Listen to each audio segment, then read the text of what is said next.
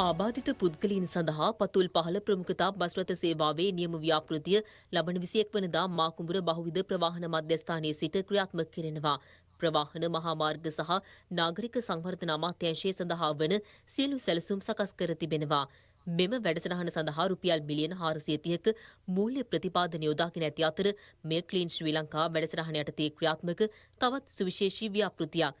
මෙහි පළමු අධීර යටතේ රෝදපුටු භාවිත කරන්නන්ට ඉතා පහසුවෙන් ළඟා විය හැකි පතුල පහළ විශේෂ වර්ගයේ නවීන වායු සමනය කළ විශේෂ බස් රථ 10ක් සේවය යෙදවීමට නියමිතයි. මෙම බස් රථයක එකවර මගින් 80කට ගමන් කළ හැකි අතර ආසන 33කින් සමන්විතයි. මූලිකව දැනට අපි බස් මාර්ග දෙකක ධාවනය සඳහා තමයි යොදවන්න බලාපොරොත්තු වෙන්නේ.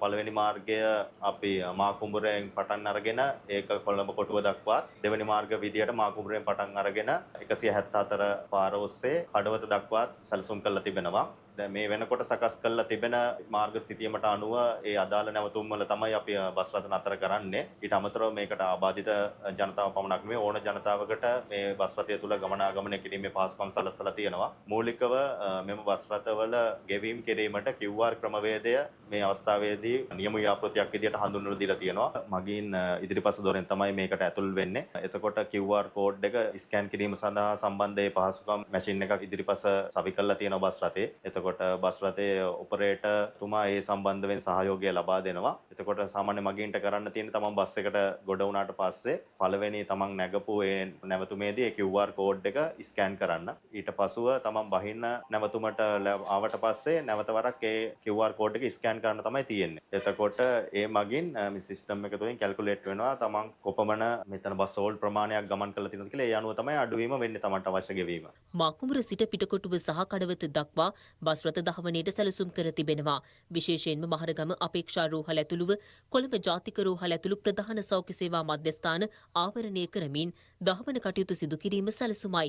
ශ්‍රී ලංකා ගමනාගමන මණ්ඩලයේ තෝරාගත් රියදුරන් 28 දෙනෙකු සඳහා ව්‍යාපෘතිය පිළිබඳ විශේෂ පුහුණුවක් ලබා දීමට කටයුතු කෙරුණා.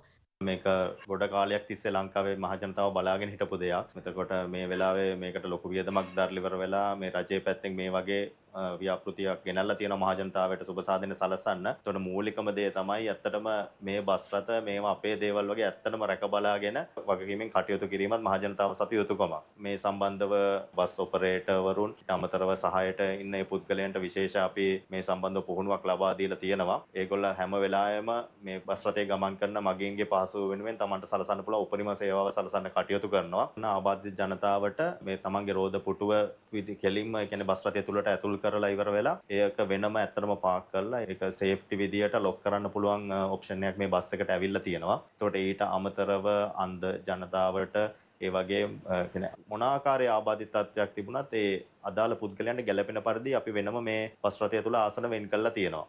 ඊට අමතරව මේකට අපි මේකට මොබයිල් ඇප් එකකුත් මේක මහජනතාවට හම්බ වෙනවා. පාවිච්චි කරනකොට මහජනතාවට ඇත්තටම බලා ගන්න පුළුවන්කමක් තියෙනවා තමන්ගේ බස් නැවතුම් වලට මේ බස් එක ඇත්තටම එන වෙලාව කීයද කියලා. අපි ඒකට තමයි මේක ඔක්කොම සැලසුම් කරලා තියෙන්නේ.